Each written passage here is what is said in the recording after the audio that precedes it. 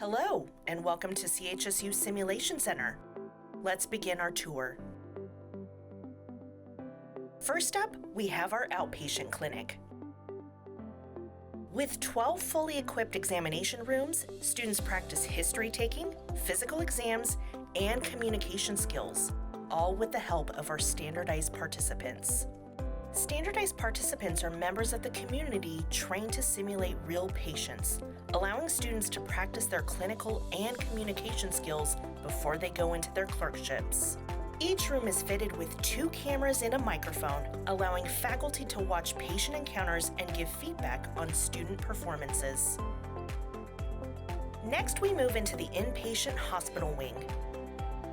This space includes a nurse's station, 1 operating room, a 4-bed emergency/intensive care unit, and 3 additional hospital rooms.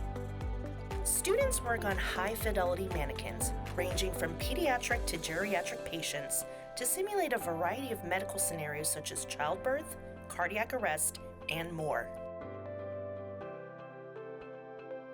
Now we arrive at the Skills Lab. This area is filled with task trainers or partial mannequins that allow students to focus on practicing specific procedural skills.